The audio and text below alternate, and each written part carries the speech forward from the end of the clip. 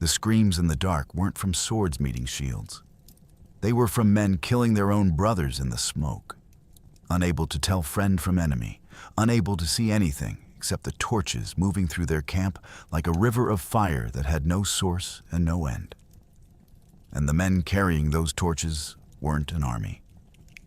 They were 7,000 cavalry against 60,000 professional soldiers in the heart of the most heavily defended military encampment in southeastern Europe. Contemporary records and modern scholarly analysis place the Ottoman force at a minimum of 60,000 trained soldiers, backed by 120 cannon, 25 warships on the Danube, and the institutional memory of an empire that had just 9 years earlier broken the walls of Constantinople. But the attacking force was perhaps 7,000 horsemen, perhaps 10,000. The sources aren't certain. What they are certain about is the ratio. Somewhere between 6 and 9 attackers for every 100 defenders. And the man leading those 7,000 had spent 6 years as a prisoner of the very empire he was now cutting through in the dark. So what did Vlad Drácula do with everything his captors had taught him? He used it to come within one tent row of killing them all. But here's what historians have never fully explained. This was a man who could have hidden, who could have fled into the Carpathians with his remaining army and forced a stalemate, who had already demonstrated, in 12 days of scorched earth and guerrilla warfare, that Mehmed II could not catch him and could not feed his army in the wasteland Vlad had created. When the assassination attempt, riding directly into the center of 60,000 soldiers to find one specific man, was not the obvious tactical choice. It was something else. Something that the Greek chronicler Chalcondyles, who documented this campaign in more detail than any other contemporary source, hints at but never explains, that the man Vlad was hunting through that burning camp wasn't just an enemy. He was the boy who had held him prisoner, the emperor who had educated him and degraded him in the same breath for 6 of the most formative years of his life. You'll discover that the Wallachian cavalry who rode into that camp were wearing Ottoman uniforms, and that most of the casualties in the first hours were caused by Ottoman soldiers killing each other in the dark, a fact confirmed by multiple chronicles. You'll discover that Vlad missed his target not because his intelligence failed, but because he found exactly what he was looking for, and it was the wrong tent.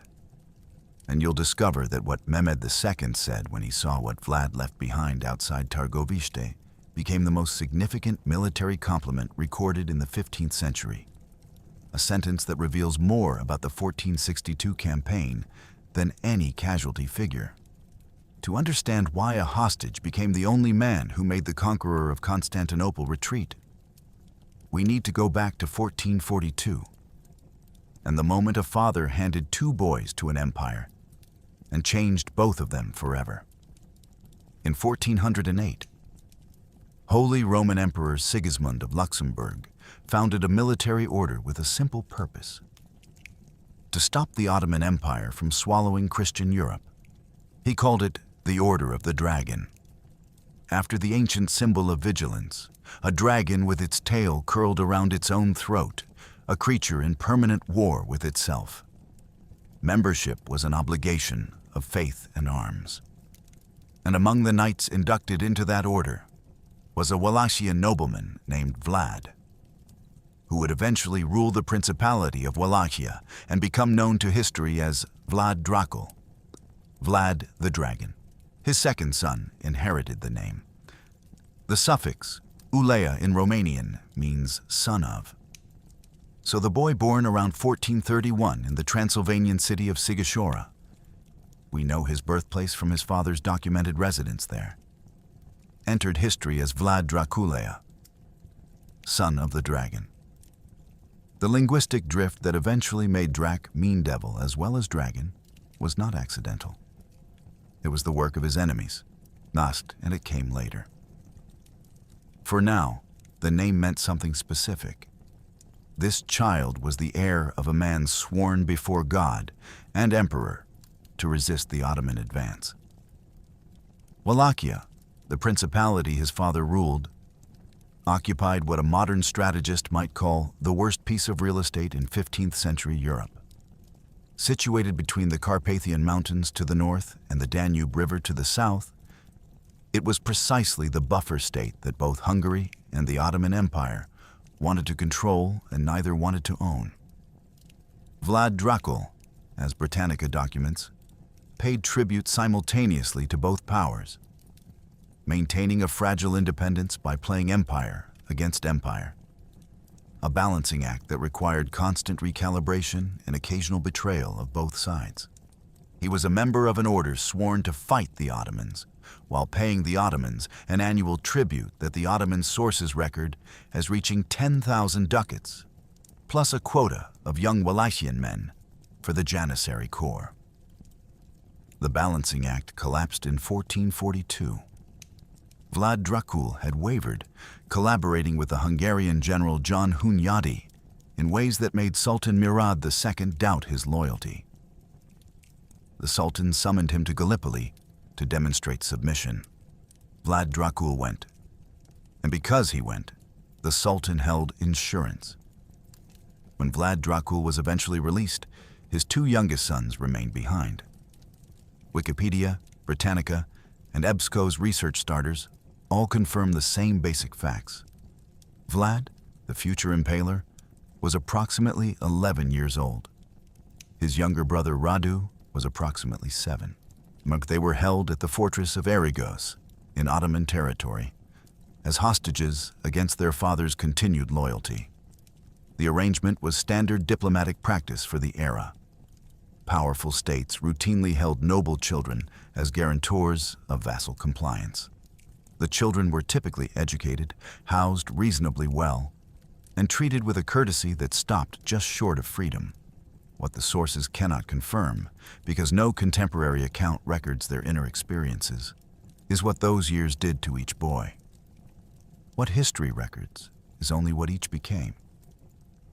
The 7-year-old arrived young enough that the Ottoman court was not a prison so much as a world, the only adult world he had known with any consistency. He learned its language, its religion, its social codes, its military hierarchy. He converted to Islam.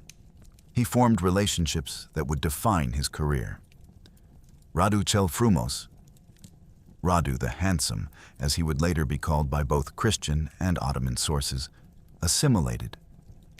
The 11-year-old arrived old enough to remember, old enough to know he had been handed over, old enough to feel the calculation in his father's decision, the arithmetic that concluded that 2 sons weighed less in the balance than a principality's survival.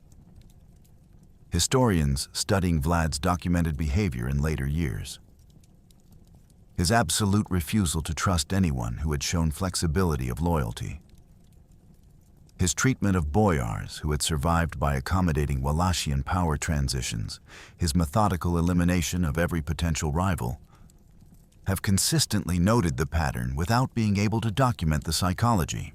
Miebsko's research summary states it plainly. Scholars credit this imprisonment during Vlad III's formative years as a possible cause for his lack of humanity and cold-hearted tendencies. A possible cause. The inner experience is gone. Only its consequences survive. Both boys received education in Ottoman military science, statecraft, horsemanship, and Turkish language. An education that was, by any contemporary standard, exceptional. The crisis of 1444 made it worse. Vlad Drácula, their father, joined the Crusade of Varna, an open military act against the Ottoman Sultan. The boys would have known that this decision had potentially signed their death warrants. Sultan Murad II did not execute them, but they spent 2 years knowing he might. When the crusade collapsed and their father resumed Ottoman submission, the arithmetic of their captivity simply continued. 6 years total. Approximately 1438 to 1448, though sources differ slightly on precise dates. Long enough to become fluent in Turkish at a native level. long enough to understand Ottoman military camp protocols from the inside, long enough for one boy to decide that everything the empire had taught him was a gift, and for the other to decide it was a weapon. He came back to Wallachia 3 times before he held it. The first attempt, in 1448, was brief, a matter of months before Hungarian-backed forces expelled him. A second exile, years spent moving between Moldavia, Transylvania, and the edges of Hungarian politics, building relationships and waiting. Then, in 1456, with Hungarian support and Hungarian weapons, Vlad III returned to Wallachia and killed Vladislav II, the man who had held the throne. What followed in the first weeks of his second reign is documented by the Greek historian Chalco-Condyles, whose histories, written between approximately 1464 and 1468, provides the most detailed contemporary account of Vlad's methods. Chalco-Condyles was no admirer. He was recording what he had gathered from multiple sources, including survivors of Vlad's campaigns and the accounts of travelers who had passed through Wallachia. His description of the purge is clinical and precise. When he took over, he first created a corps of bodyguards for himself, who lived with him, and then he summoned separately each of the distinguished men of the realm who, it was believed, had committed treason during the transfer of power there. He killed them all by impalement, them and their sons, wives, and servants.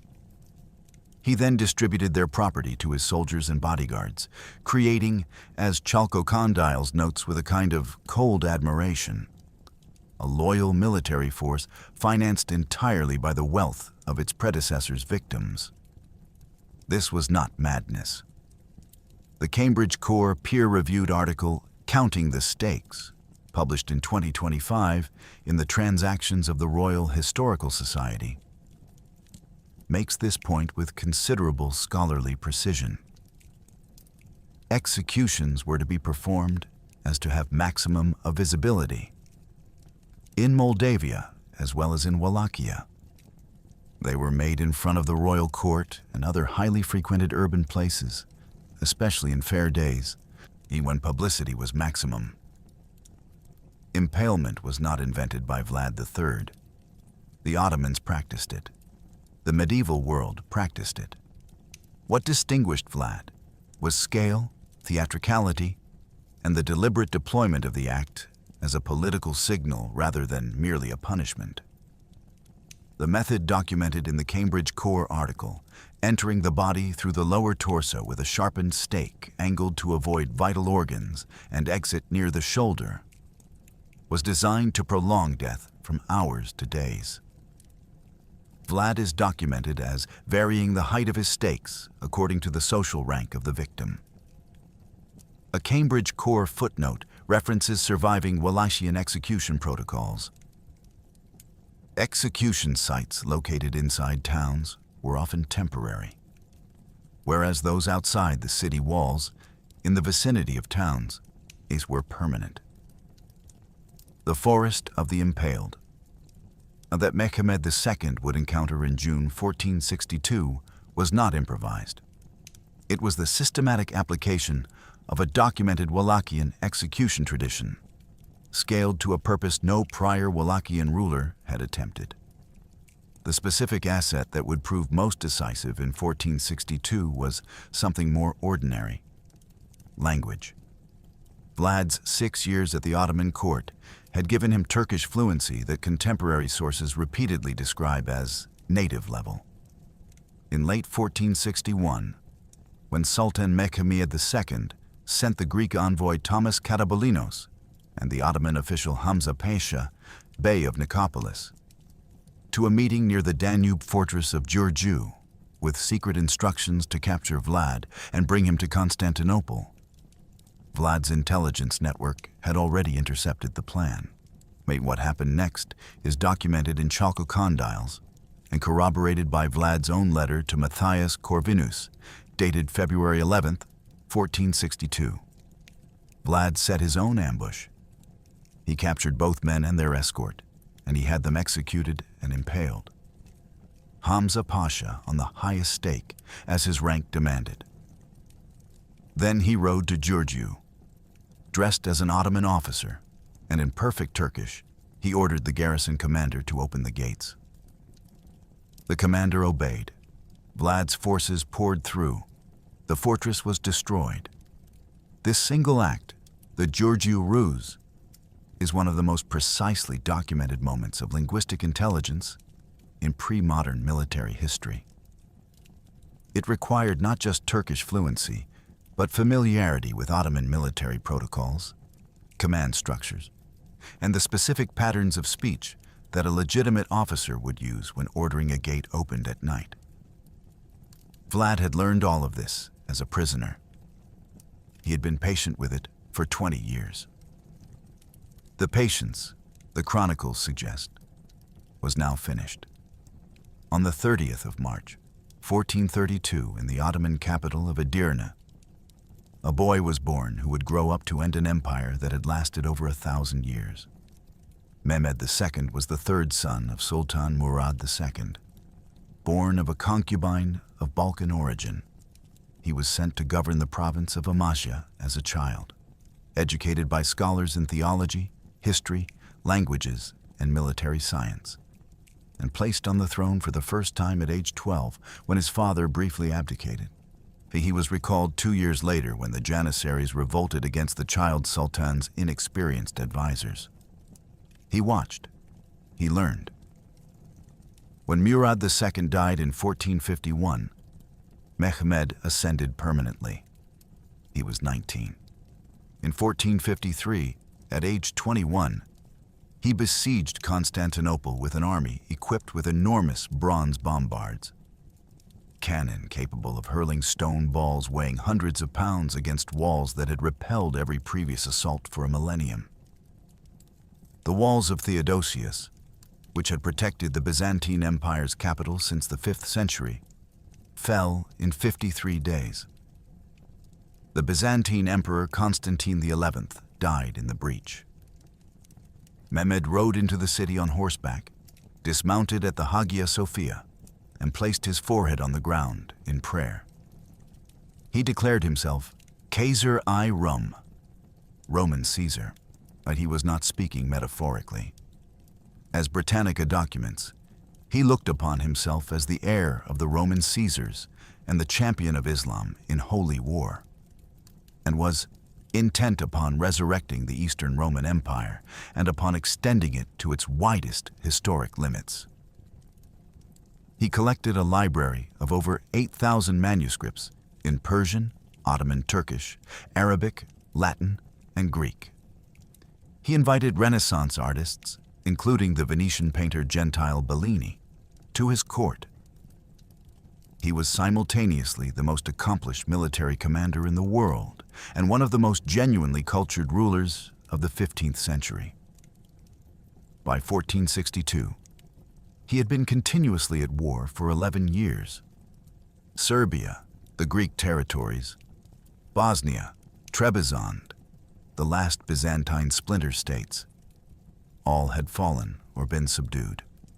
He was in the middle of besieging Corinth when word arrived from the Danube frontier about a Wallachian voivode who had impaled his envoys, destroyed his fortress at Giurgiu, and then crossed into Bulgaria with an army to kill everyone in it. He abandoned the siege at Corinth. He came himself. This detail, documented in multiple sources including Chalca condyles and the Wikipedia article on Mehmed II, tells you everything about how the Sultan interpreted Vlad's actions. An ordinary border incident would have brought a general and a regional force. Mehmed assembled what Chalca condyles describes as an army huge, second in size only to the one that this Sultan had led against Constantinople.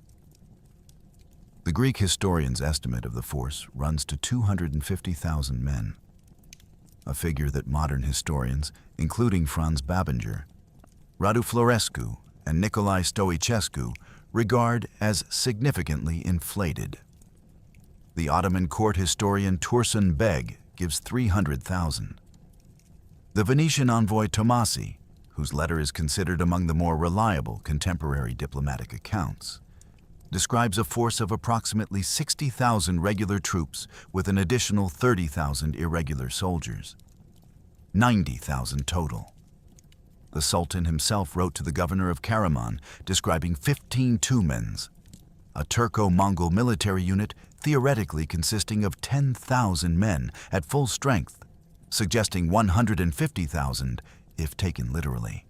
Modern scholarly consensus, as the academic paper Understanding the Ottoman Campaign in Wallachia, published by Harasowitz in 2017 documents, and settles on a realistic estimate of between 60,000 and 90,000 total soldiers.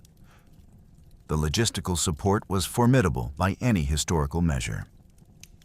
120 cannon, including large bronze bombards, 25 galleons, and approximately 150 smaller vessels sailing up the Danube as a supply fleet, and an engineering corps of 40,000 road builders and bridge constructors equipped to clear the dense Wallachian forests.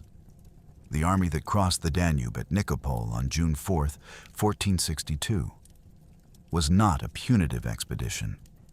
Its scale, as historians including Babinger have noted, indicates the Sultan intended either permanent occupation or the absolute certainty of regime change.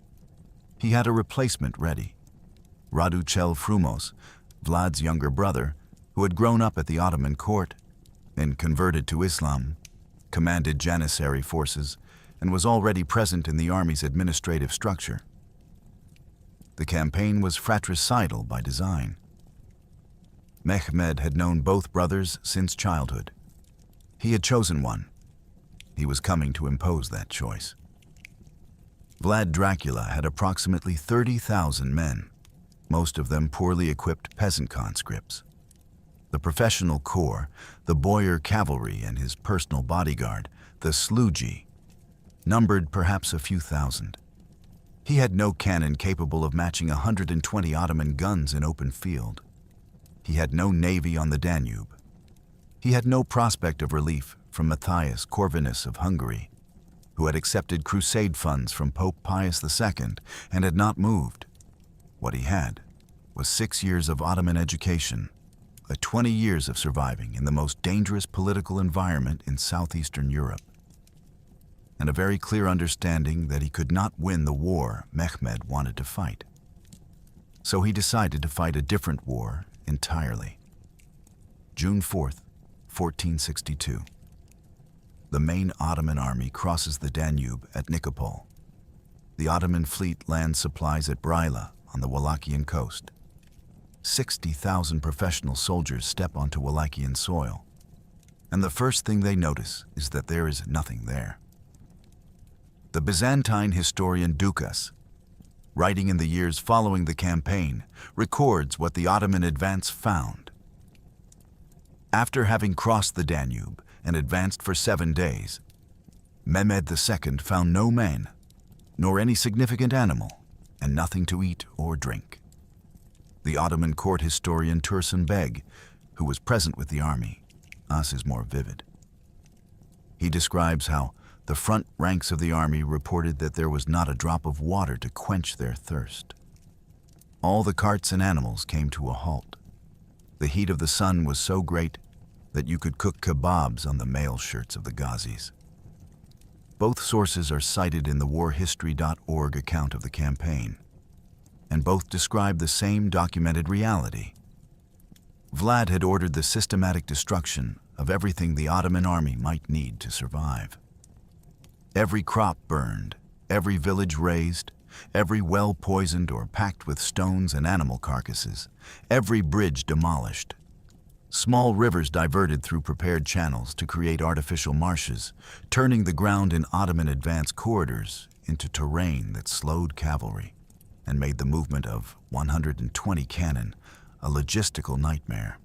And these weren't desperate acts of a retreating army. They were the execution of a prepared defensive doctrine. Vlad had known the invasion was coming. His intelligence network had been tracking the Ottoman mobilization for months. He used that time to destroy everything south of the Carpathians that could sustain an occupying force.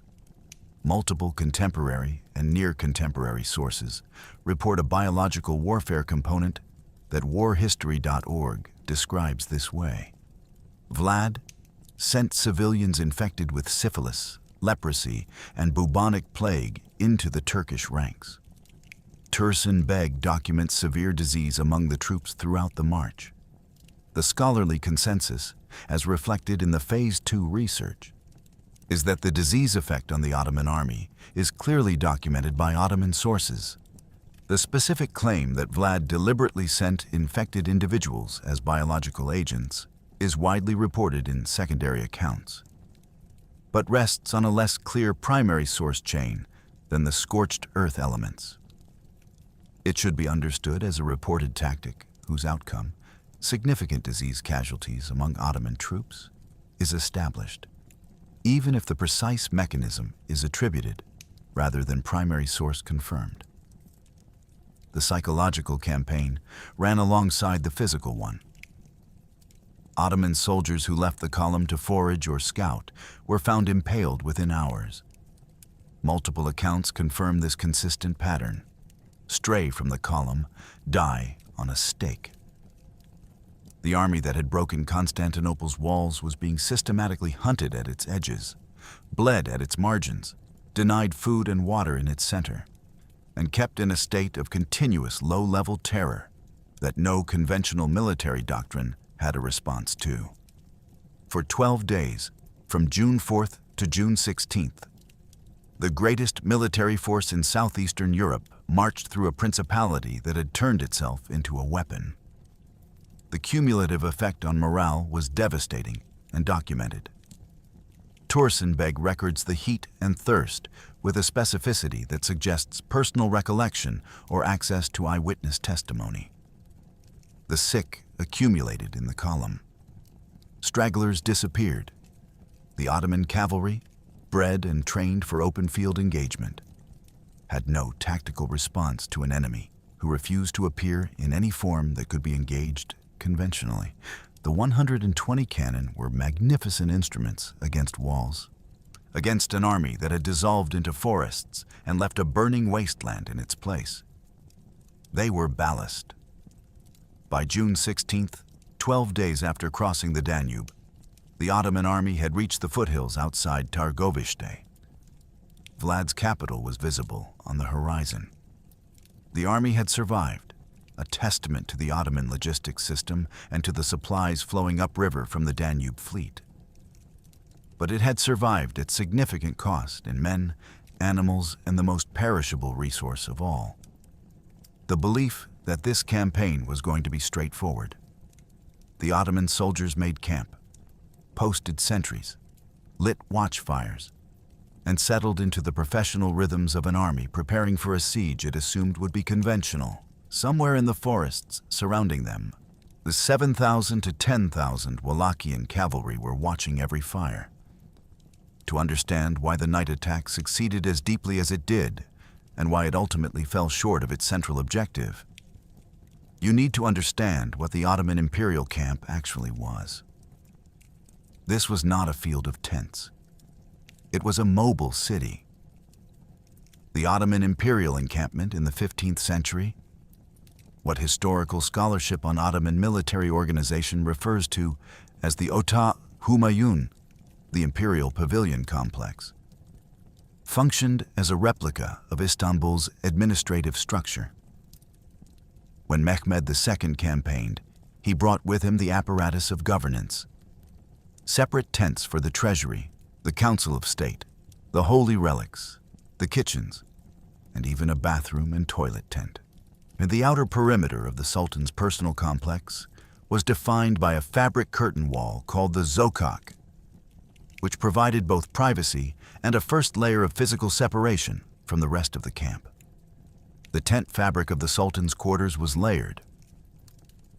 An outer shell of waxed or oiled canvas in what period descriptions call a rusted copper color, designed to shed weather, and inner linings of red silk and satin embroidered with geometric patterns.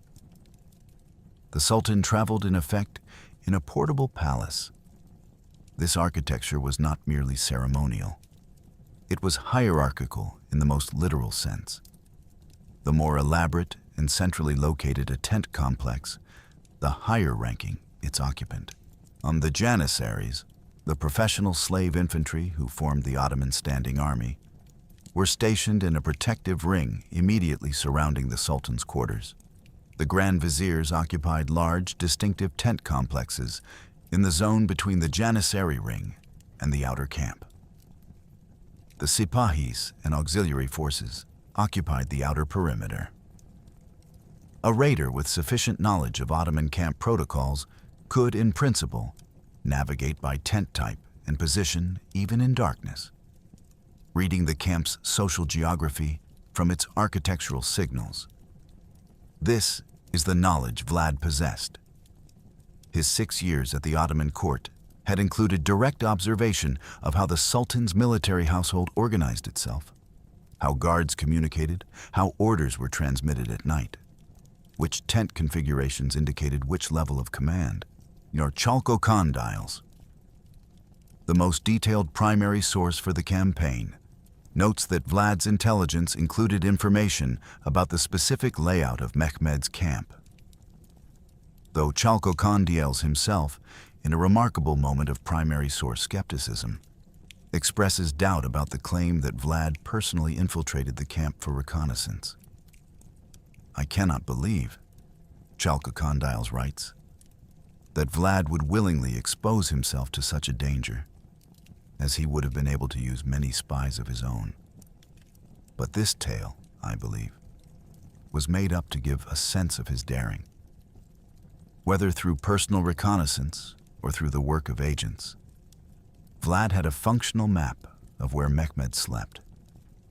The camp's hierarchical structure was, simultaneously, its greatest strength and the source of the fatal error that would define the night attack.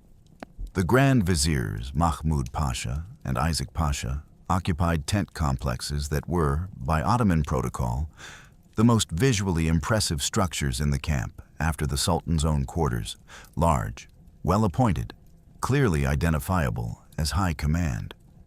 In daylight, with knowledge of the specific layout, distinguishing the Grand Vizier's complex from the Sultan's was straightforward.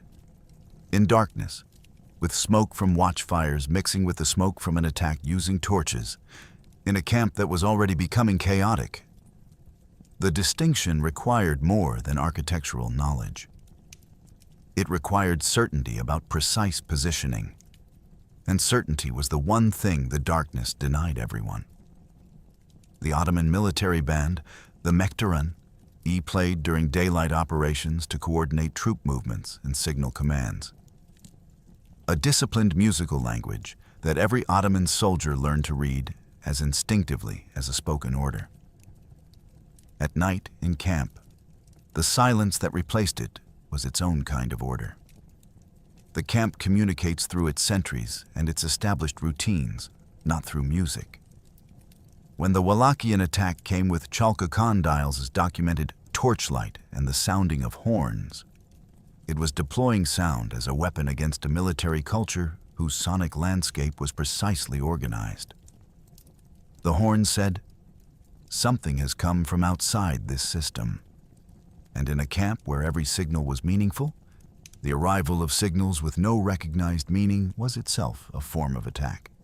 Military historians studying the 1462 campaign consistently identify the same central problem Vlad faced by mid-June. He had won every engagement, and he was losing the war. The scorched earth doctrine had worked. 12 days of march had cost the Ottoman army significant resources, significant morale, and an unknown number of men to disease and guerrilla raids. But it had not stopped them. A force of 60,000 professional soldiers with naval supply support could absorb losses that would have shattered a smaller army. And it was now at the gates of Wallachia's capital. Conventional defense of Targovishte was not an option. Vlad had already evacuated the civilian population to the Carpathian Mountains and had no prospect of sustaining a siege against 120 Ottoman cannon. Prolonged guerrilla warfare in the Carpathian forests might deny Mehmed a conventional victory indefinitely. But it couldn't resolve the political objective the Sultan had articulated before the campaign began. Radu on the throne. There was one move that ended the campaign in a single night: the death or capture of Mehmed II. This calculation removed the decision-making head of the military organism to cause systemic collapse. Has a documented precedent in classical military history that Vlad's education at the Ottoman court, which included classical scholarship, would have included. Modern historians, drawing on the reference material compiled for this script, have noted the parallel to Alexander the Great at Gaugamela. But the parallel is analytical, not necessarily intentional. What the historical record documents is the decision and its execution, not Vlad's specific strategic reasoning. There is an important scholarly complication here. The historians Nikolai Yorga, Matei Kazaku, and Trajan Sandu, among others cited in modern reconstructions of the battle, have debated whether Vlad's primary intention was assassination or primarily large-scale psychological disruption, breaking the Ottoman army's morale and forcing a retreat through sheer audacity rather than executing a targeted killing. The distinction matters for how we understand what happened. If assassination was the primary goal, the attack was a failure that succeeded secondarily in its psychological objectives. If psychological disruption was the primary goal, the attack was a success that merely fell short of a secondary objective. The chroniclers describe the raid, but do not preserve Vlad's planning documents. The debate is unresolved. What is resolved is the tactical preparation. The attacking force was selected from Vlad's best cavalry, the boyar, horsemen, and the professional corps of his army, the men most capable of maintaining discipline during a night operation in enemy territory. Multiple sources describe the force as organized into at least 2 and possibly 3 attacking columns striking from different directions simultaneously, designed to prevent the camp's defenders from identifying a single point of pressure and organizing a coherent response. When the attacking cavalry wore Ottoman military dress, a detail that Chalka Kondil's account confirms through its documented effect. The attackers were initially mistaken for a separate army, and the Ottoman soldiers' inability to distinguish attackers from colleagues in the darkness produced documented friendly fire casualties. One additional tactical element is documented in the warhistory.org account and confirmed by the specific wording of Chalka Kondil's. The attack was launched using torchlight and the sounding of horns to indicate the place to assault. The Wallachians carried fire into the dark camp, visible across the entire camp, moving in patterns that suggested coordinated organization to any observer trying to map the assault from within it. The horns, replacing the Ottoman camp's familiar Meteran signals, added to the sensory disorientation. The Ottoman chronicler cited in the war history blog places the attack's start at approximately 3 hours after sunset on June 17, 1462. This corresponds to roughly 9 or 10 in the evening. The attack, by the same source's account, continued until approximately 4 in the morning, 5 to 6 hours. Not a quick raid. A sustained assault through the center of a major military installation by a force that knew exactly what it was looking for and had prepared obsessively for the terrain it would cross. Whether Vlad was hunting a man or hunting a psychological victory, what is undisputed is this: he gave 7,000 soldiers the most difficult night mission in Wallachian history, and they executed it well enough to make the conqueror of Constantinople dig defensive earthworks the following morning. 3 hours after sunset, June 17th, 1462. Chalka Kondil's records it this way, in language that has been cited by historians for 560 years. At first, there was a lot of terror in the camp because people thought that a new foreign army had come and attacked them. Scared out of their wits by this attack, they considered themselves to be lost as it was being made using torchlight and the sounding of horns to indicate the place to assault. The first critical element is embedded in that phrase. A new foreign army, not Vlad's force, not the Wallachian cavalry that the Ottoman command knew was somewhere in the surrounding forests. Something unknown. Something that appeared from no established direction and announced itself with fire and horns and the sound of horses moving at full gallop through a camp that should have been sleeping. This confusion was not accidental. The Ottoman uniforms the attacking cavalry wore meant that in the fire-lit darkness, no soldier defending the camp could confidently identify an attacker as an enemy. A horseman in Ottoman military dress riding through the Ottoman camp with a torch, giving orders in Turkish. This was, for the seconds required to process the image, indistinguishable from an Ottoman officer. The seconds of hesitation this created in camp defenders were the tactical currency the attacking force needed to penetrate further than should have been geometrically possible. Warhistory.org, summarizing the scholarly consensus on the engagement, states it plainly. Historians differ on the numbers killed, but many of the casualties were inflicted by confused Turkish units attacking each other. The Ottoman camp was, by 1462, populated by soldiers from dozens of different ethnic and linguistic backgrounds. Anatolian Turks, Balkan Sipahis, Janissaries of Slavic and Greek and Albanian origin, irregular Azab infantry, engineering corps from multiple provinces. The Mehtaran band that in daylight provided the sonic coordination framework for this multinational force was silent. The camp's communication at night operated through sentry networks and established routines. Both were now compromised simultaneously. The sentries had been swept aside or absorbed into the chaos, and the routines had been replaced by a sensory environment no Ottoman soldier had ever encountered. The attacking cavalry pressed inward, multiple columns from multiple directions. The torches moved through the outer ring of the camp, then through the middle ring, setting fire to tents as they passed, whether deliberately or as consequence of the mounted movement through a space lit by oil lamps and watchfires.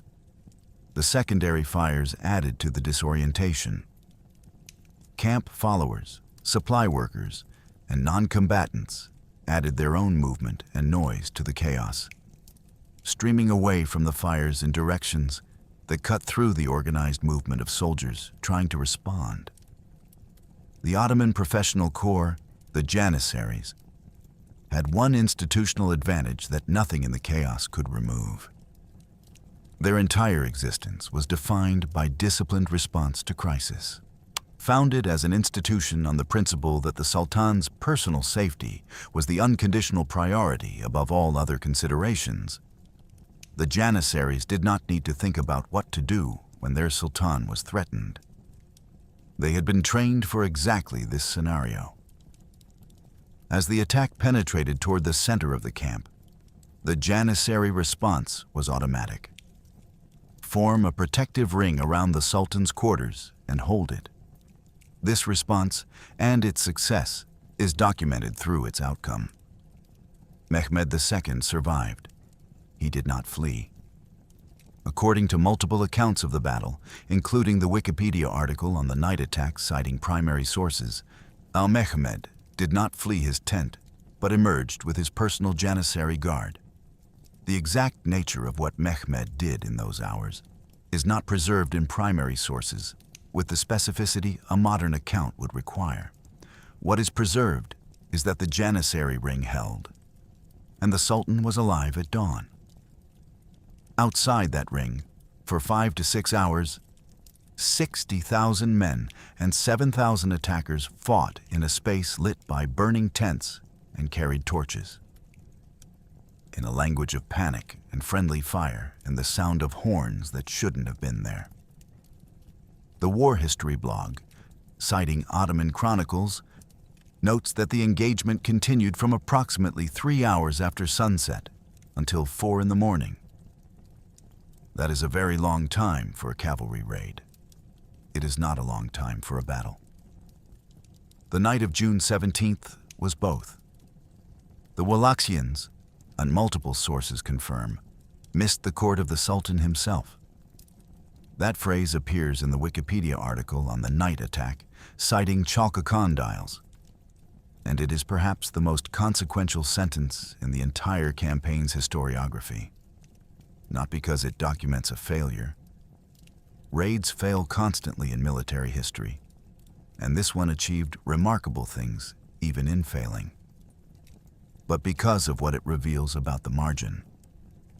Vlad's force didn't miss Mehmed's quarters by miles. They missed them by tent rows. They penetrated the administrative core of the Ottoman imperial camp, reached the zone of highest-ranking command structures, and attacked the wrong complex.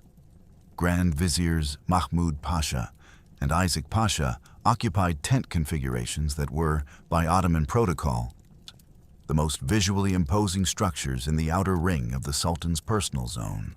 In daylight, with a clear map, distinguishing the Grand Vizier's complex from the Sultan's own quarters required only knowledge and visibility. In the smoke and firelight of an assault that had been producing casualties and burning structures for several hours, the distinction required certainty about precise spatial orientation, certainty that darkness denied. The assault on the Vizier's tents was, by any measure other than its central objective, successful. Ottoman officials, servants, horses, and camels were killed. The administrative infrastructure of the campaign's command structure was seriously disrupted. Both viziers survived. This is documented through their appearance in subsequent accounts of the campaign. But the psychological impact of Vlad's force reaching the inner administrative core of the Sultan's camp could not be dismissed. This wasn't a raid on the perimeter. This was a penetration to the center.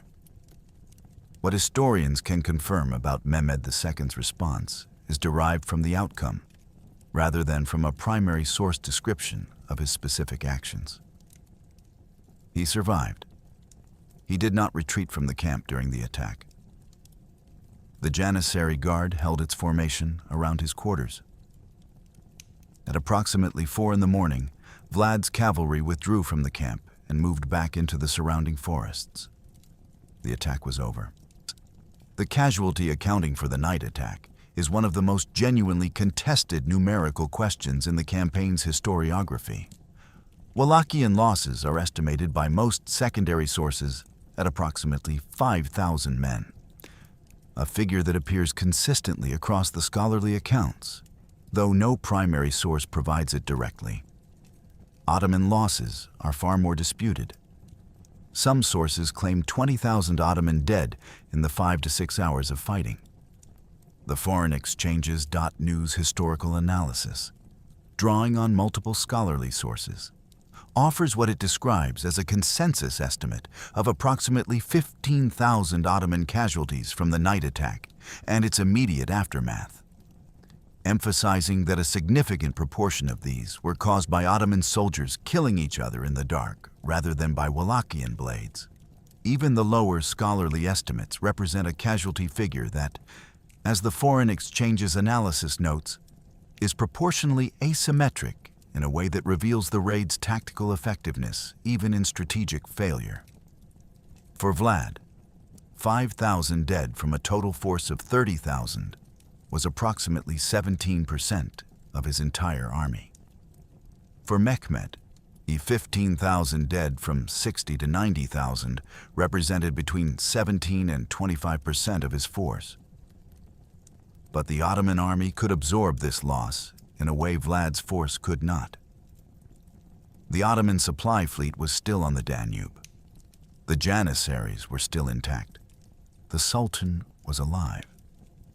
At dawn on June 18th, Mehmed ordered a trench dug around the Ottoman encampment. The night attack Wikipedia article, citing chalcocondyles, documents this specifically. The Sultan ordered for a deep trench to be dug out around the Turkish encampment in order to prevent enemy penetration. The most powerful military force in southeastern Europe, outnumbering its attacker by at minimum 6-1, spent the day after the night attack fortifying its own camp. The assassination had failed. What Vlad had left to deploy was something he had been preparing for longer. June 18th. Dawn over the Ottoman camp outside Targoviste. The burning had stopped. The horns had stopped. The cavalry had withdrawn back into the forests, moving with the kind of order that distinguished a professional retreat from a rout. Vlad's force had not collapsed. It had withdrawn, which meant it was still a force. The Ottoman soldiers who had survived the night began the grim arithmetic of what had happened. Tents burned, animals killed or scattered, supply stocks disrupted, and among the dead, a number that would become one of the most disputed figures in the campaign's historiography, but which every source agrees was substantial. The warhistory.org account states the scholarly position directly. Historians differ on the numbers killed, but many of the casualties were inflicted by confused Turkish units attacking each other. The friendly fire element is not peripheral to understanding the night attack. It is central to understanding what Vlad had engineered. He had not simply attacked a camp of 60,000 soldiers. He had turned 60,000 soldiers into a weapon that spent 5 hours firing at itself. The trench Mehmed ordered that morning tells its own story. Defensive earthworks, ordered the morning after an attack by a force the Sultan outnumbered by a documented ratio of at least 6-1. The military logic of digging in against an enemy you enormously outnumber is not straightforward, and it suggests that the psychological experience of the night attack had done something to the Ottoman command's confidence that pure numerical arithmetic couldn't fully restore. The trench was practical. It prevented a repeat penetration. But it was also a signal, documented in the primary source, that the camp's defenders were not fully comfortable in the Wallachian night. For Vlad, the withdrawal was not the end of his operational plan. It was the transition to its final phase. He had approximately 3 to 4 days before the Ottoman army, having reorganized, would resume its march to Targoviste. He used those days. The Wallachian capital was already evacuated. The civilian population had been moved to the Carpathians weeks earlier. The city would offer no resistance, no siege to sustain, no population to liberate. When Mehmed arrived, he would find open gates and empty streets. But not only that. Outside the walls of Targoviste, along the primary road that the Ottoman army would take on its approach, Vlad arranged what the Cambridge Core article describes in its analysis of Wallachian execution practice as a permanent installation at a site chosen for maximum visibility, on a route used by travelers as well as by the Ottoman army in 1462. The victims were the accumulated dead of his Bulgarian winter raid and the prisoners taken during the preceding weeks of the Wallachian campaign. The Cambridge Core article establishes that the staking method, entering the lower torso, angled to avoid immediate vital organ damage, was documented Wallachian practice designed to maximize duration of suffering and therefore duration of visible presence. And the field was not improvised. It was prepared with the same deliberation that had gone into poisoning the wells and burning the crops. The Ottoman army continued its advance on June 21st or 22nd. The gates of Targoviste stood open, and on the road to those gates, the army of the conqueror of Constantinople found what it found. Laonikos Chalkokondyles, the Greek historian whose histories provide the most detailed contemporary account of the campaign, describes what Mehmed's army encountered outside Targoviste in language that has been cited continuously for 5.5 centuries. The Sultan's army entered into the area of the empalements, which were 17 stades long and 7 stades wide. 17 stades long, in modern measurement, approximately 3 kilometers, or 7 stades wide, approximately 1 2/10 kilometers. The Cambridge Core article, citing chalcocondyles, confirms this measurement and locates the field along the primary approach road to the capital, the route the Ottoman vanguard would have been unable to avoid. There were large stakes there on which, as it was said, about 20,000 men, women, and children had been spitted, quite a sight for the Turks and the Sultan himself. 20,000. The figure is chalcocondyles' estimate, and has been consistently cited in both contemporary and modern scholarship. The victims included Ottoman prisoners captured during the Bulgarian winter raid, soldiers killed in the subsequent weeks of guerrilla combat, and, as the Cambridge Core article carefully notes, elements of the local population caught up in the preceding months of warfare. Chalcocondyles continues. The rest of the Turks were dumbfounded when they saw the multitude of men on the stakes. There were infants, too, affixed to their mothers on the stakes, and birds had made their nests in their entrails. For approximately 30 minutes, half an hour, the Ottoman army, 60,000 men, marched through this field. The Night Attack Wikipedia article confirms the documented organizational detail. The rotten corpse of Hamza Pasha was impaled on the highest stake to symbolize his high ranking. Hamza Pasha, the Bey of Nicopolis, who had come to Giurgiu with secret orders to capture Vlad, who had been ambushed and executed and whose body Vlad had retained specifically for this purpose, was displayed in the position of honor that Ottoman execution protocol would have assigned him. Elevated above the others, his rank acknowledged in the instrument of his humiliation, Vlad had written a message in the Ottoman Empire's own symbolic language, addressed to the Ottoman Empire's own soldiers, signed by a man who had spent 6 years learning how to read that language. The Cambridge Core peer-reviewed article, Counting the Stakes, establishes the methodological logic of the display with scholarly precision. Impalement in Wallachian practice was not designed merely to kill. The stakes were angled specifically to prolong life, extending the period during which victims remained visible and audible.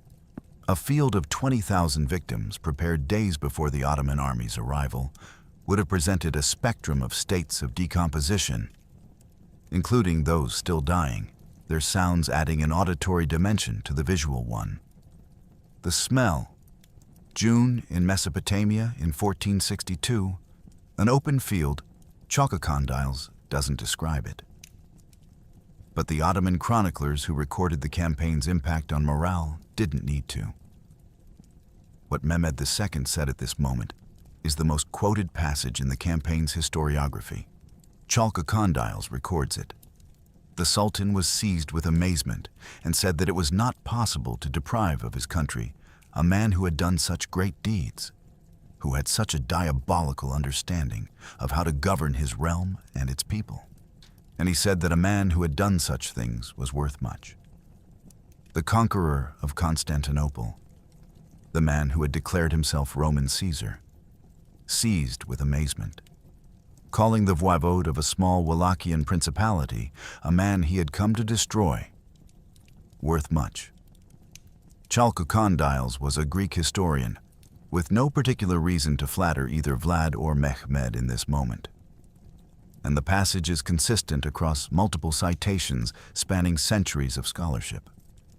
It is, as far as the historical record is concerned, what Mehmed said. The Night Attack Wikipedia article, citing primary sources, documents what followed immediately. Mehmed ordered for a deep trench to be dug out around the Turkish encampment in order to prevent enemy penetration, and the following day, 22nd of June, the Turks retreated.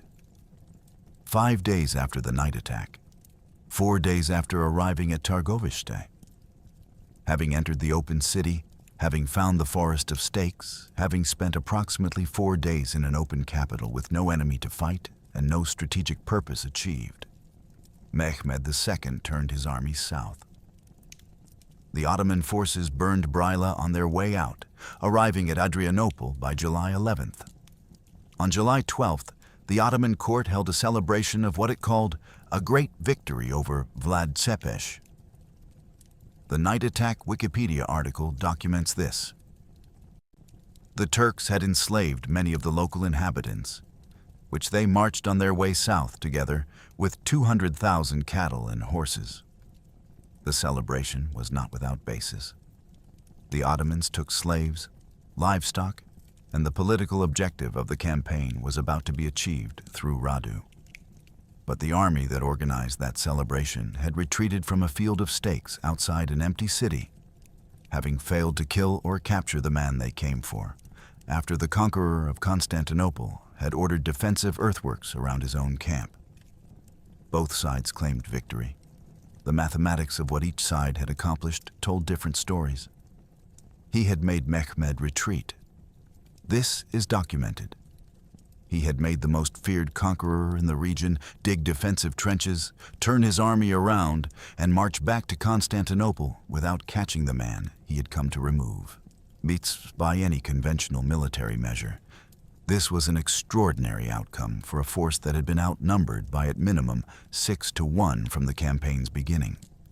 The political reality of June 23, 1462, the day after the Ottomans began their withdrawal, was more complicated. Mehmed had not gone home. He had left Radu Shel Frumos behind with an Ottoman military contingent and a specific strategy that was, in its way, far more sophisticated than the military campaign that preceded it. Radu did not pursue Vlad into the Carpathians. He did not attempt to storm Poenari Castle, Vlad's mountain stronghold on the Argeș River. He moved through the Wallachian plains, town by town, and he made offers. The Night Attack Wikipedia article describes the terms: restored privileges for the boyars, trade incentives for the Saxon cities of Transylvania, a guaranteed peace with the Ottoman Porte in exchange for Radu's recognition as voivode. The Wallachian boyars had spent the preceding months watching their lands systematically destroyed by the man sworn to protect them. Vlad's scorched earth doctrine had, by design, eliminated the economic foundation of the very nobility whose loyalty he needed to sustain the campaign.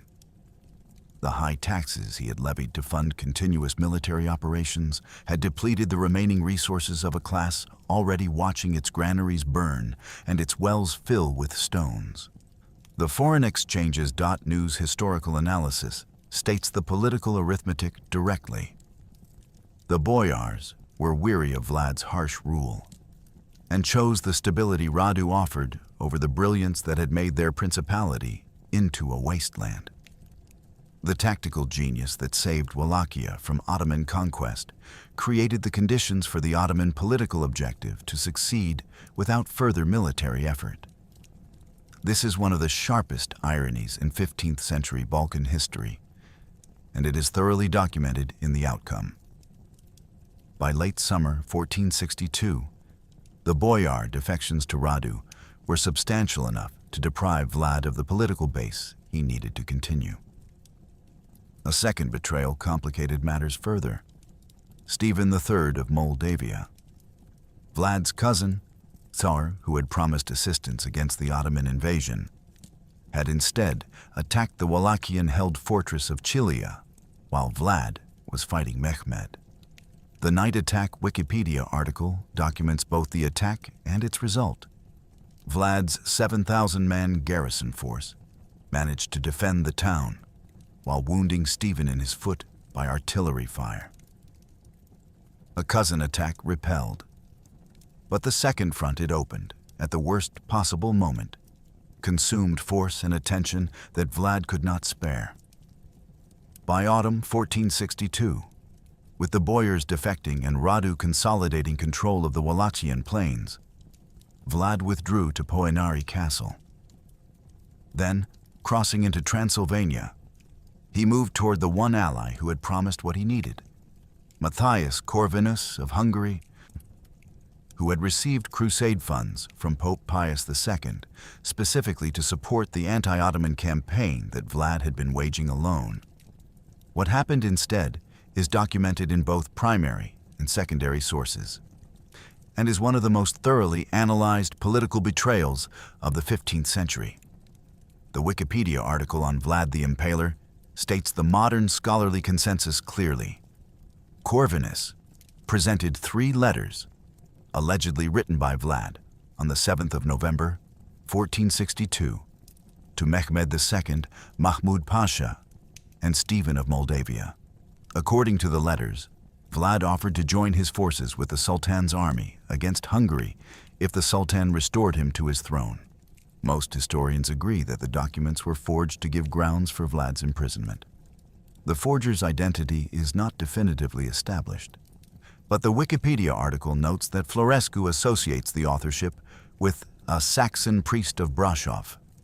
Corvinus's own court historian, Antonio Bonfini, admitted that the reason for Vlad's imprisonment was never clarified. The man who had made Mehmed II retreat was arrested by his own ally, using documents his own ally had fabricated, while the Pope, who had funded a crusade in his name, apparently accepted the explanation without investigation. He was imprisoned at Visegrad. The political war was over. The prison at Visegrad was not a dungeon. This matters for understanding the period that followed, and for understanding the difference between historical reality and the legend that was growing around Vlad's name while he sat in comfortable house arrest in a Hungarian palace. Wikipedia's article on Vlad the Impaler documents the conditions. Vlad was held in captivity in Visegrad from 1463 to 1475. He married Ilona Silagi, a noblewoman connected to Corvinus's family during this period. He had 2 sons. He was permitted to hunt, based on later accounts of his activities in captivity. The imprisonment was political. Corvinus needed Vlad available as a potential chess piece in the endless game of Wallachian succession, not punitive in any physical sense. The man who had built forests of stakes lived for 12 years in a comfortable Hungarian palace with a wife and children. Meanwhile, the Gutenberg press was doing something unprecedented. The German pamphlets about Vlad that circulated throughout the Holy Roman Empire in the 1460s, 70s, and 80s represent, as the Wikipedia article on Vlad the Impaler states, books that were among the first bestsellers in the German-speaking territories. The primary producers of these pamphlets were the Transylvanian Saxon community, German-speaking settlers in Transylvania who had experienced Vlad's raids on their settlements in the mid-1450s and who had, understandably, a particular perspective on his methods. The Cambridge Core peer-reviewed article, Counting the Stakes, describes the Saxon pamphlet figures as almost certainly inflated for propaganda purposes, with claims ranging from 20,000 to 100,000 total victims across Vlad's entire reign. The Meister singer Michael Beheim composed a lengthy poem about Vlad's deeds. Von einem Wuttrich, der heißt Trakle Weida von der Wallachei, or Story of a Despot called Dracula, Voivode of Wallachia, allegedly based on his conversation with a Catholic monk who had escaped from Vlad's prison. Wikipedia documents that this poem was performed at the court of Holy Roman Emperor Frederick III in Wiener Neustadt during the winter of 1463. Within a year of the night attack, Vlad's story was being performed as dramatic entertainment at imperial courts, filtered through the testimony of a monk whose account Beheim himself acknowledged was not firsthand. This was the first viral media campaign in European history. The Gutenberg press provided the mechanism. The Saxon community provided the motivation. The specificity of Vlad's methods, impalement as a practice, generated more vivid narrative material than almost any other form of execution, provided the content. And because Vlad was in prison in Visegrad rather than in Wallachia capable of producing a counter-narrative, the Saxon version was the only version reaching the broader European audience. What that broader European audience was simultaneously hearing from other sources is historically striking. Pope Pius II praised Vlad's Ottoman resistance. The Venetian Senate sent congratulations after the 1462 campaign. An English pilgrim named William Way, passing through Rhodes on his way home from a Holy Land pilgrimage, recorded that the military men of Rhodes, upon hearing of Vlad Tepesh's campaign, who had Te Deum sung in praise and honor of God who had granted such victories. The Lord Mayor of Rhodes held a feast. The Genoese from Kaffa sent thanks. Vlad's campaign had, according to their account, disrupted a planned Ottoman naval attack on their Black Sea colony. The same man being characterized as a monster in German pamphlets was being celebrated as a Christian hero in Rome, Venice, Rhodes, and Genoa. The historical record contains both narratives simultaneously, which is itself one of the most important facts the 1462 campaign produced. That a single set of actions, executed by a single historical figure, could generate diametrically opposed contemporary assessments depending entirely on the observer's position relative to the Ottoman threat. The Saxons experienced Vlad's raids on their settlements.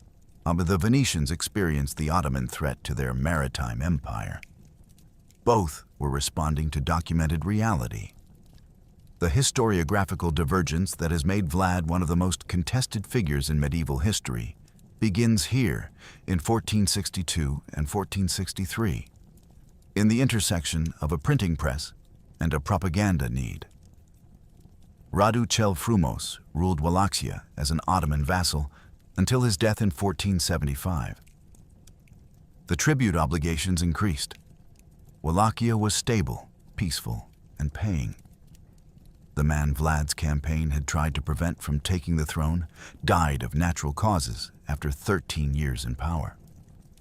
And his death documented, unremarkable, the quiet end of a man who had won through diplomacy what his brother had failed to secure through terror. Opened the political space that would eventually lead to Vlad's release. In the summer of 1475, at the request of Stephen III of Moldavia, the same cousin who had attacked Chilia while Vlad was fighting for his life in June 1462, Vlad was released from Visegrad. The political logic that had made his imprisonment useful to Corvinus had shifted. Radu was dead. The Wallachian throne was occupied by a Turkish candidate named Basarab Laiota, and the Hungarian court had decided that the most effective instrument for destabilizing the Ottoman position in Wallachia was the man they had been keeping in comfortable captivity for 12 years. Vlad was reputedly required to convert from Eastern Orthodoxy to Roman Catholicism as a condition of his release. A requirement that, if imposed, he accepted. He fought for Corvinus in Bosnia in early 1476, participating in campaigns that the Wikipedia article on Vlad the Impaler notes included the capture of Srebrenica and other fortresses. He was still the same man. Ottoman prisoners were impaled during the Bosnian campaign. Whatever 12 years of comfortable captivity had done to Vlad the Impaler, it had not changed his fundamental methods. In November 1476, with Hungarian and Moldavian military support, Vlad retook the Wallachian throne for the third time. Basarab Laiota fled, some of his supporters going to the Ottomans, others into the mountains. Vlad was voivode of Wallachia again, or for the third time in his life, at approximately age 45. His third reign lasted weeks. The circumstances of his death in late December 1476 or early January 1477 are genuinely contested in the primary sources, and historians have not resolved the conflict. The Wikipedia article on Vlad the Impaler, citing what it describes as the most reliable sources, states that Vlad's army of about 2,000 was cornered and destroyed by a Turkish Basarab force of 4,000 near Snagov. Three distinct accounts of the specific manner of death survive. The Austrian chronicler Jacob Unrest states that a disguised Turkish assassin murdered Vlad in his camp. The Russian statesman Fyodor Kurizin, who interviewed Vlad's family after his death, made reported that the voivode was mistaken for a Turk by his own troops during battle and killed by friendly fire. And Florescu and McNally, the scholarly authors of Dracula, Prince of Many Faces, comment on this account by noting that Vlad had often disguised himself as a Turkish soldier as part of military ruses. There is a documented irony in that third account that no novelist would dare to invent. The man who had opened the gates of Giurgiu by speaking Turkish, who had penetrated the Ottoman camp by wearing Ottoman dress, who had spent his career weaponizing the knowledge his captors had given him, may have died because he was too good at the disguise. Killed by his own men who couldn't tell him from the enemy he had spent his life becoming. What is consistent across all accounts is the aftermath. A Venetian report from early 1477 states he was beheaded and his head sent to Constantinople. Antonio Bonfini, Corvinus's court historian, and Ottoman chronicles confirm the head was displayed on a stake in Constantinople as proof of death. Kaziklibe, the impaler lord, was dead. The empire that had named him, that confirmed his death in the language they had always used to describe him. A stake, a public display, a demonstration that justice had its own hierarchy of theater. He is not buried at Snagov. The monastery near Bucharest, that popular tradition has identified as his burial site, was excavated in 1933 by the archaeologist Dinu V. Rossetti. Beneath the supposed grave marker, Rossetti found no human remains, only animal bones, horses. The History Cooperative's account of this excavation confirms the finding. Some modern historians now suggest the monastery of Komana, founded by Vlad himself near the probable battlefield location, as a more likely burial site. As the historyexplained.org account states, no definitive archaeological evidence has been found at either location. The most famous grave marker in Romanian history is a memorial to a man who isn't there. On July 12, 1462, the Ottoman army held a celebration in Adrianople. They called it a great victory over Vlad Tepes. Both sides claimed triumph, and both claims were grounded in documented reality. The Ottoman case was this. Radu Kel Frumos was installed as voivode of Wallachia by the end of the year. The principality returned to Ottoman vassalage. The tribute obligations increased. Wallachia was quiet. Within 6 months of the night attack, the man who had launched it was in a Hungarian prison, and the Sultan's preferred candidate was on the throne. From the perspective of the political objectives Mehmed had stated before the campaign, regime change, restoration of tribute, installation of a loyal vassal, the campaign succeeded. The night attack Wikipedia article confirms the July celebration and notes that the Ottomans took 200,000 cattle and horses and an unknown number of enslaved Wallachian inhabitants on their withdrawal south. Vlad's case was equally grounded in documented events. He had made the largest Ottoman military force assembled since Constantinople turn around and march home from an open, undefended capital. He had made the conqueror of Constantinople order his own men to dig defensive earthworks. He had demonstrated that 60,000 professional soldiers with 120 cannon could be harassed, bled, demoralized, and psychologically broken to the point of retreat by a force a fraction of their size. If that force had sufficient intelligence, sufficient preparation, and sufficient ruthlessness in the application of both. Mehmed II's documented response to the Forest of the Impaled sits at the center of any honest assessment of who won. Chalco Condyles records the Sultan as saying it was not possible to deprive of his country a man who had done such great deeds, Who had such a diabolical understanding of how to govern his realm and its people? This was recorded by a Greek historian with no particular interest in flattering either man. Chalkokondyles was documenting a Byzantine perspective on Ottoman expansion, and his account is not a hagiography of Vlad. The quote's consistency across 5 centuries of citation suggests it accurately reflects what Chalkokondyles believed had been said. The phrase, diabolical understanding of how to govern, is worth pausing on. Mehmed II had conquered Constantinople. He had governed a multi-ethnic empire of millions. He was, by any contemporary assessment, one of the most capable rulers of the 15th century. And he was calling Vlad's specific understanding of governance, the calculated use of terror, the precise deployment of psychological warfare at scale, the intimate knowledge of his enemy's institutional psychology, something that deserved acknowledgement even in defeat. The Ottoman Empire gave Vlad a permanent name, Kazaklı Bey, Impaler Lord.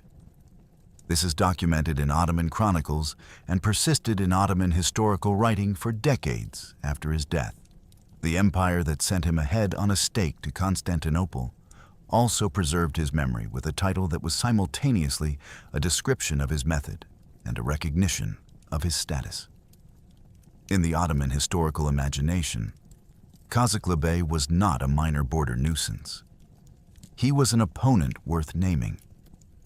The Foreign Exchanges.News historical analysis offers what is perhaps the most accurate assessment of the outcome.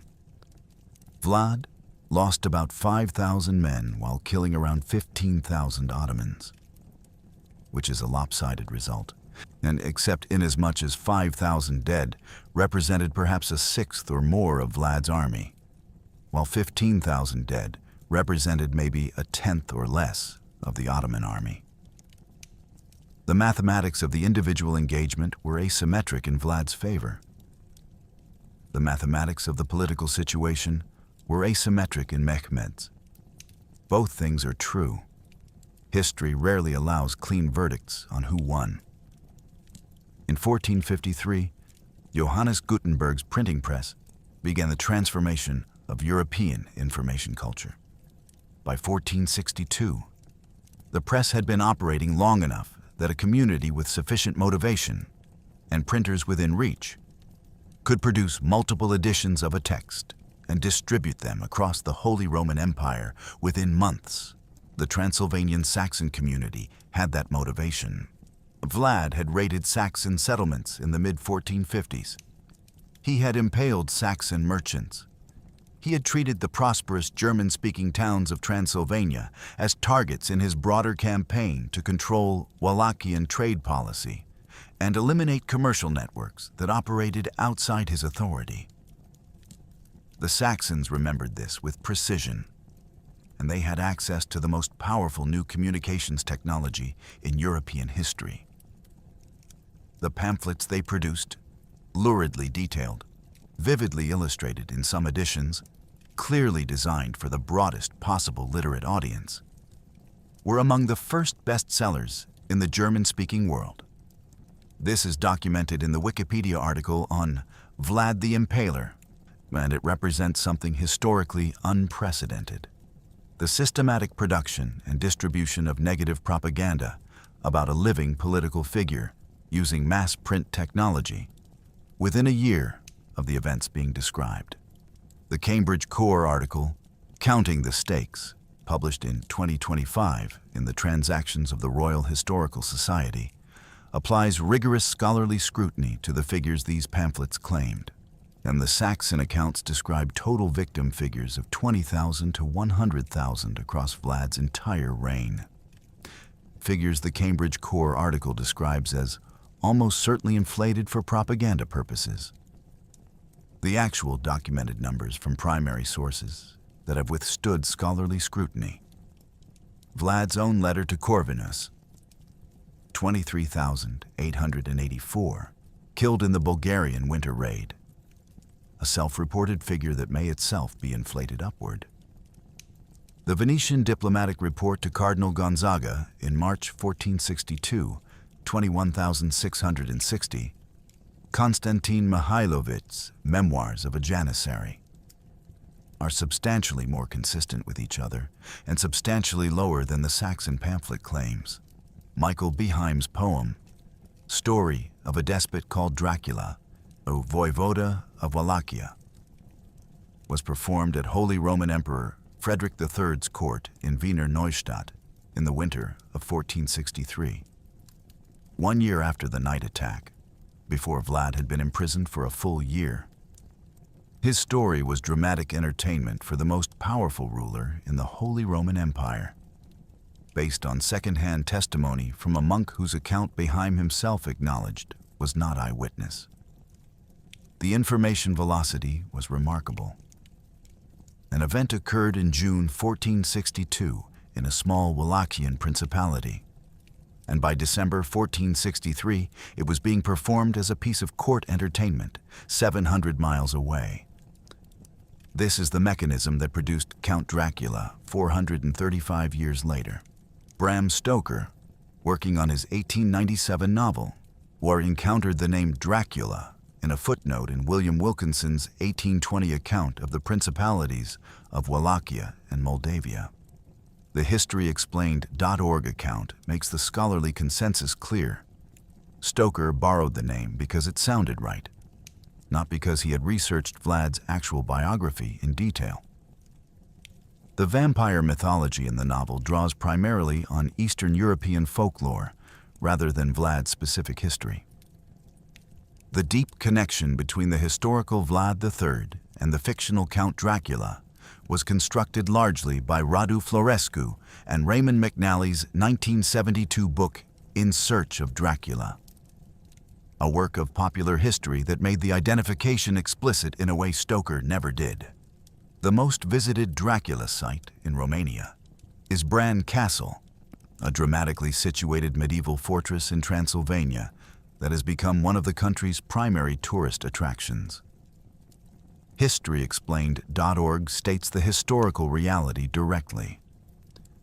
Bran Castle's only documented connection to Vlad III is a possible brief imprisonment there in 1462, hardly the romantic lair of a vampire prince.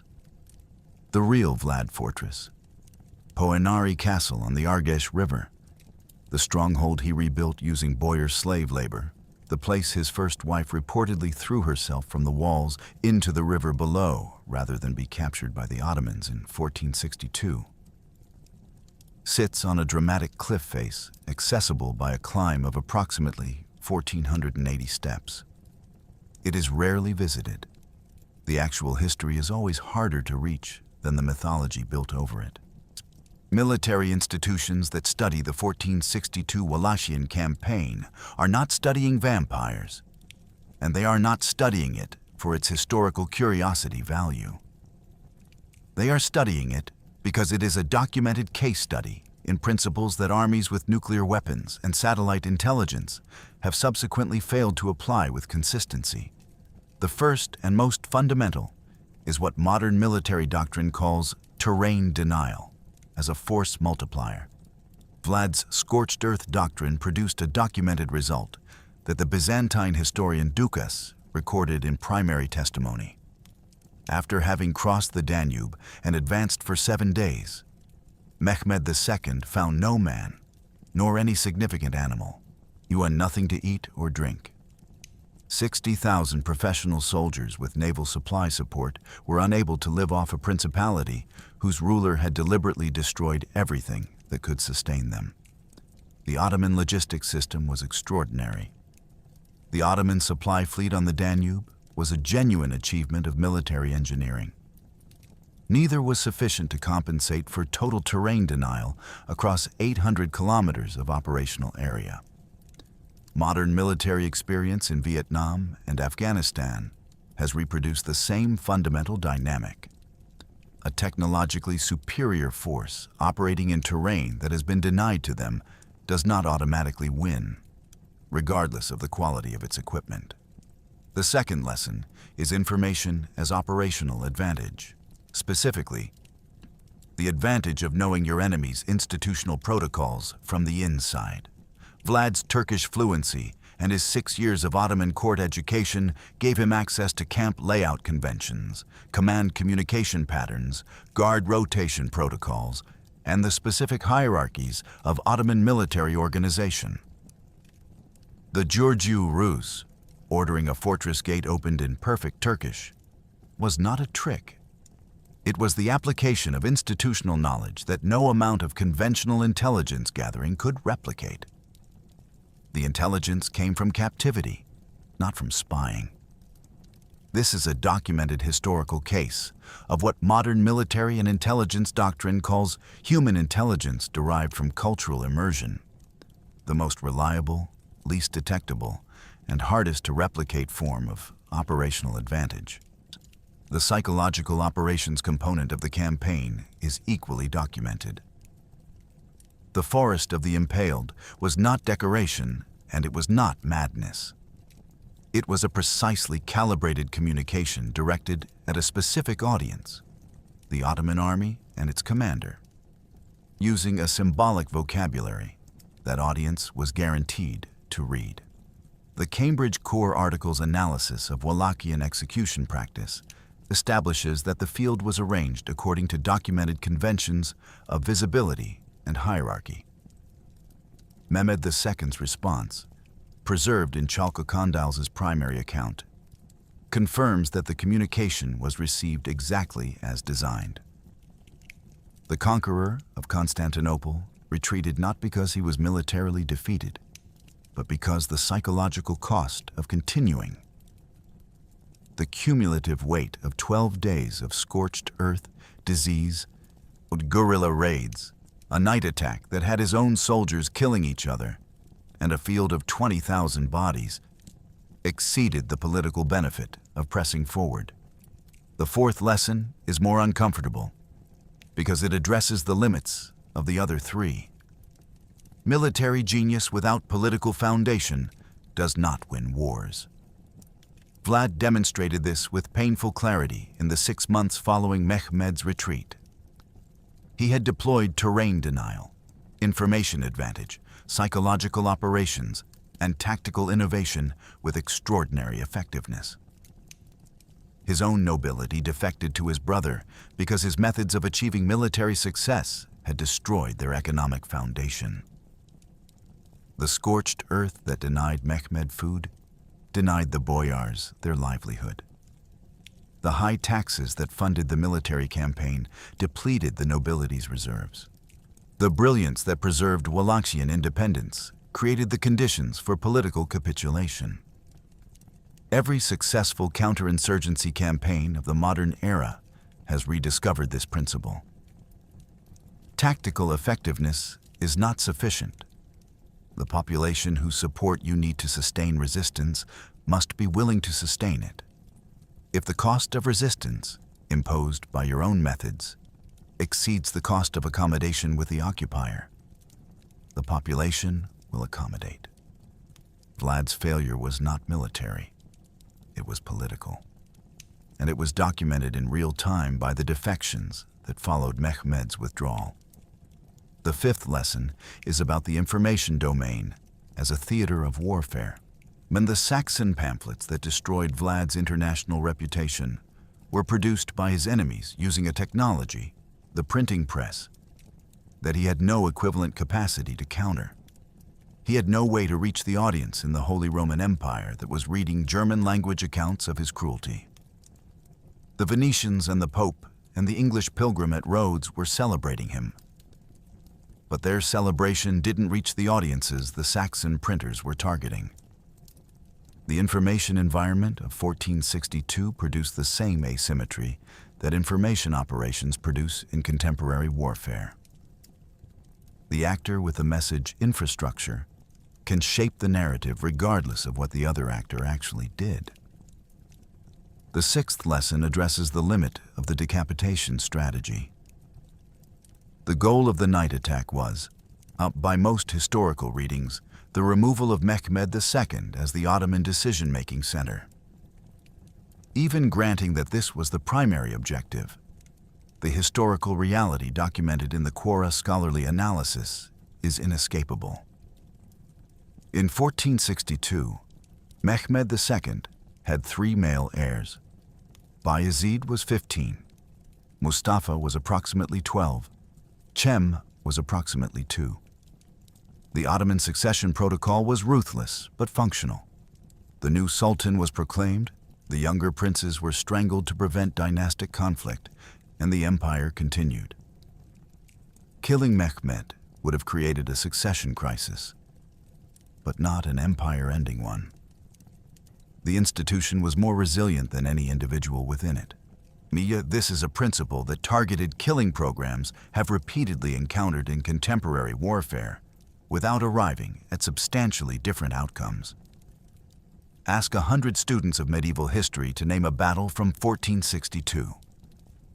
Perhaps 3 will say Targoviste. The night attack is not famous. The campaign that produced it is not in most general history curricula.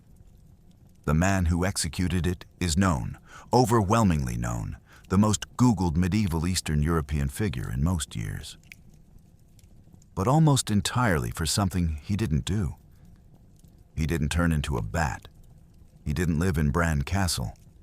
He didn't inspire Bram Stoker through his biography. He inspired him through a footnote that contained only his name.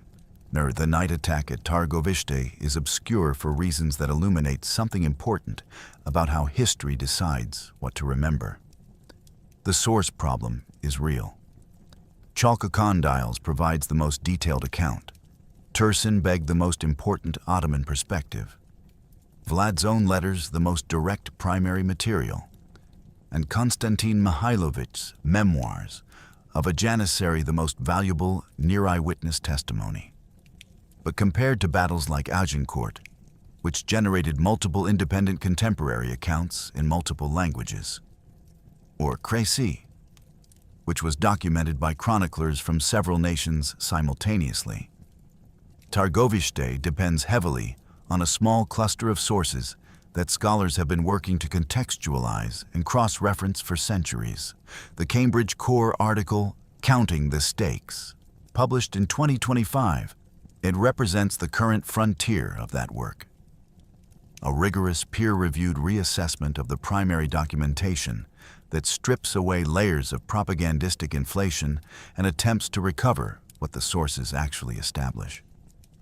The narrative problem compounds the source problem. Targoviste was a defensive campaign that ended in political defeat for the defender. Vlad inflicted extraordinary casualties on a superior force, made its commander retreat, and demonstrated tactical innovations that remain analytically relevant. He then lost the political war within 6 months and spent 12 years in prison. History has consistently privileged decisive strategic outcomes over brilliant defensive campaigns, battles remembered as turning points, as empire creators or empire enders, as moments when the political map permanently changed. Sir Targoviste didn't permanently change the political map. Wallachia returned to Ottoman vassalage under Radu. The borders were essentially what they had been before. The tribute was higher. The campaign had been, from a certain angle, an extremely expensive way to restore the status quo. This is historically unfair, but historically consistent. The Battle of Dara in 530 AD, the Byzantine defensive masterpiece that the reference script for this production analyzed, demonstrates the same dynamic. Tactical brilliance in a defensive victory that produced a negotiated stalemate is harder to remember than Thermopylae's 300 or Agincourt's longbowmen. The story of a smaller force defeating a larger one ends well, narratively speaking, when the smaller force wins. When the smaller force wins the battle and loses the war, the narrative loses its satisfying shape. And narrative shape is one of the primary mechanisms by which historical events are preserved in cultural memory. The Romanian nationalist tradition has kept Vlad's memory alive, but in a form that serves the national mythology rather than the historical record. In Romania, Vlad is a folk hero, a dragon defender, a man who held the Ottoman advance through sheer force of will and terror. Romanian currency has featured his image. His name appears in the national historical memory as a protector rather than a complicated figure whose methods were brutal by any standard and whose strategic context made those methods, at least partially, explicable. This nationalist preservation is real and documented, but it has its own distortions. TheHistoryExplained.org states the scholarly position. Modern historians tend to view him as a product of his brutal era, who nonetheless exceeded its norms in the scale and theatricality of his violence.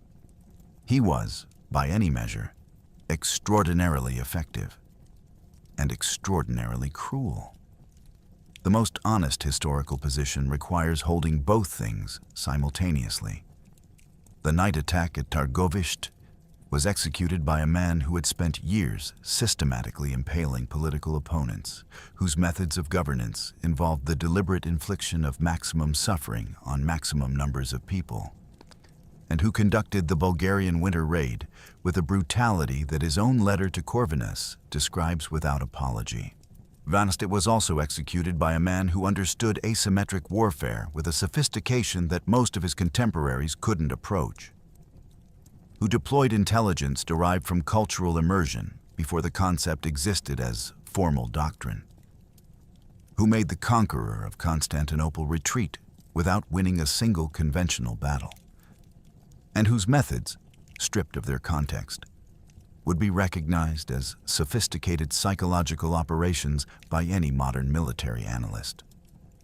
The farmland outside Târgoviște has no monument. The battlefield where 7,000 to 10,000 Wallachian cavalry penetrated the camp of 60,000 professional soldiers has no plaque, no museum, no marker of any kind. The ruins of Poenari Castle, the real fortress with 1,480 steps, are rarely visited. Another tourist coaches go to Bran Castle, 45 minutes away, because Bram Stoker's footnote won the information war 560 years after the fact. The Cambridge Core article published in 2025 is the beginning of a correction. The peer-reviewed reassessment of the primary documentation, the recovery of what Chalka Condyles actually wrote, and Tursun Beg actually recorded, and Vlad's own letter to Corvinus actually claimed, is the scholarly apparatus by which the historical record reasserts itself against the layers of propaganda, nationalism, and vampire mythology that have accumulated over it. It is slow work. It is necessary work. And it produces, in the end, something more remarkable than either the monster or the hero. A historical figure whose actual documented methods were, and in the context of his time and his enemies, a form of tactical genius that worked, and a reminder that tactical genius is not sufficient, and never has been, to win a political war. We began with screams in the dark that weren't from swords, and a field that 60,000 professional soldiers marched through in silence. Here is the final accounting, as accurately as the historical record permits. Vlad III Drácula, a man handed to an empire at age 11 as his father's insurance policy, educated by that empire at the highest level of military and political sophistication, and then turned into the most precisely targeted weapon that empire ever faced. Launched a cavalry raid with between 7,000 and 10,000 horsemen against a professional army of at least 60,000. He penetrated the center of the most heavily defended military installation in southeastern Europe in June 1462. He killed thousands of his enemy's soldiers and caused thousands more to kill each other in the dark. And then he left behind a field of 20,000 stakes that made the conqueror of Constantinople order his own men to dig defensive earthworks the following morning and turn his army around the day after that. Then he lost everything else. The forged letters, the boyar defections, the Hungarian prison, 13 years in Visegrad, watching his brother govern the principality he had bled to defend. The third reign that lasted weeks.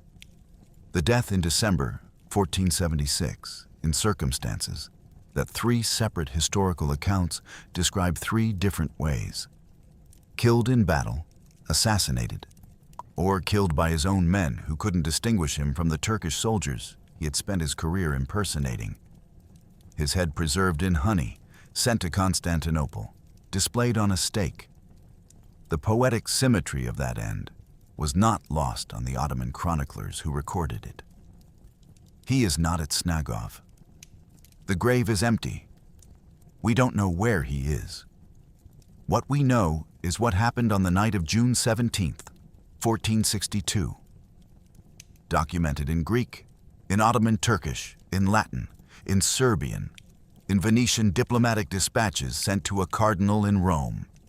A man raised to understand his enemy from the inside went into the center of that enemy's camp with 7,000 horsemen and came within one tent row of ending a campaign that would go on to shape the political geography of southeastern Europe for centuries.